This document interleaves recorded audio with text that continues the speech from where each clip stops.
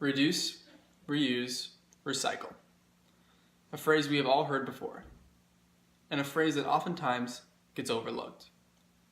When I think of recycling, I imagine the blue recycling bin that I put out every Friday for the trash workers to collect. I imagine the recycling logo featuring the triangle of arrows and the various labels on different water bottles and products that I buy. I'm sure each of you are familiar with the different recycling programs and stations in your local areas. All of these different systems are in place to make our planet a cleaner and better place. But are these programs working as well as we think? Hi, my name is Ethan Serrano, and today I'm going to be talking about the truth behind recycling. The idea of recycling is great and can help our planet become a better place, but it requires more regulation and structure in order for it to be efficient.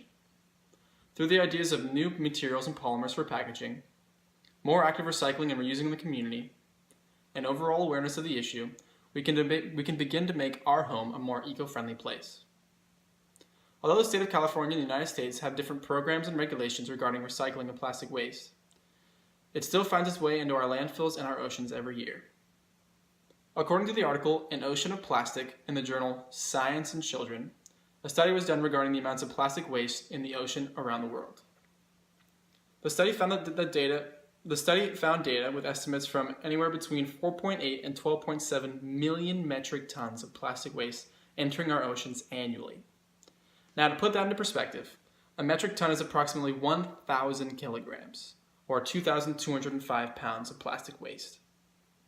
That means that if we were to take the midpoint of our estimate at right around 8 million metric tons, that would cover an area approximately 34 times the size of Manhattan in plastic waste alone. With this much plastic waste entering our oceans each year, it is apparent that the recycling we are currently doing is not solving the problem of plastic waste. We see similar trends in other recent research as well. According to the article, Why is the Global Governance of Plastic Failing the Oceans?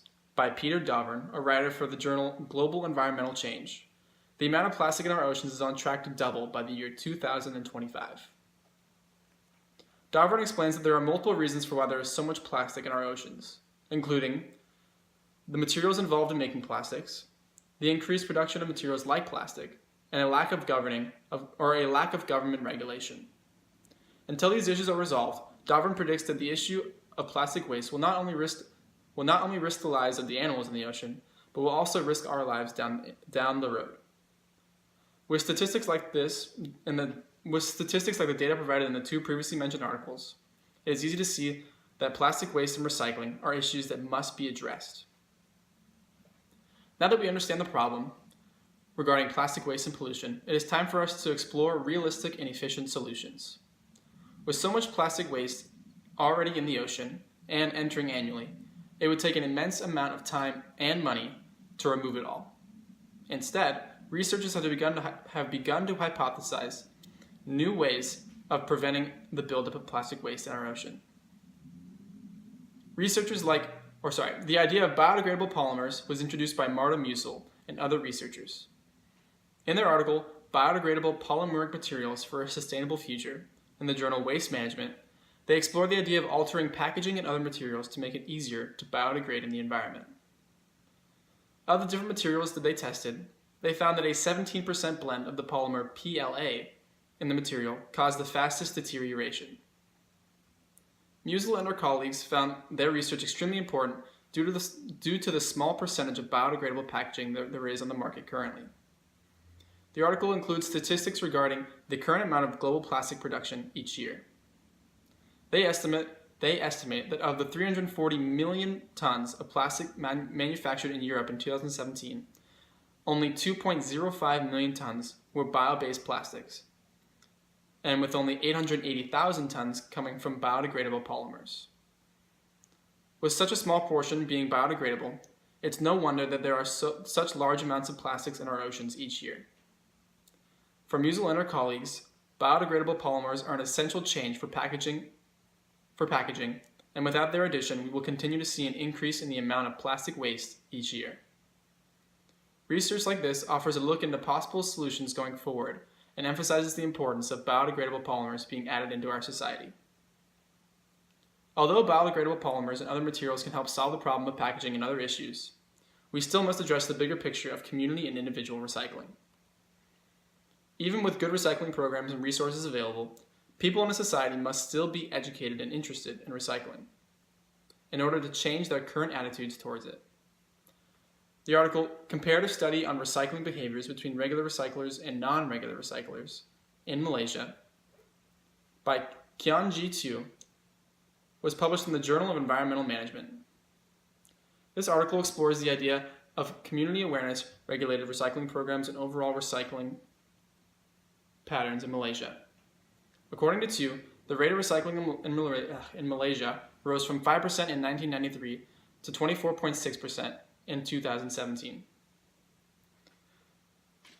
But this rate is still fairly low compared to most of the developed countries around the world. Tu and his colleagues concluded that the key to more recycling and better waste management was by more involvement in the community, which will lead to more awareness about the current issues at hand. But how do you get a developing community to actively get interested in a voluntary activity like recycling? Tu and his colleagues found that with the proper reward system in place and government policy, they were able to achieve higher rates of overall recycling in Malaysian communities. Another article explains the efforts of the community level in recycling. In the article, Heterogeneous Preferences for Community Recycling Programs, in the journal Environmental and Resource Economics, Kipperberg and Larson explored the implications of changing a community's recycling program. They find that if the current recycling program was changed, even if it was more convenient, it would receive negative feedback and would be questioned for its overall effectiveness. Kipperberg and Larson concluded that any new recycling program must be followed by community outreach and incentive mechanisms encouraging participation. Both of these articles show the effects of community recycling and how they can affect the overall amount of recycling for a society. But as Kipperberg and Larson point out, any community recycling program must be implemented with caution, and mixed preferences regarding program change can lead to a decrease in eco-friendly behaviors. Although recycling is meant to be an activity that improves our communities and environment, by not doing so properly, it can actually be a detriment. With the help of new biodegradable polymers and more awareness in communities and individually, we can make strides towards developing a sustainable and waste-free future. Although recycling is largely a group effort, at the end of the day it comes down to what we as individuals can do to help our planet become a cleaner place. I encourage each and every one of you to become more active in your local recycling programs, because every piece of plastic or waste can make a difference.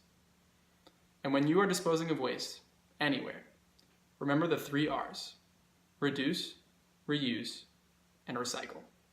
Thank you.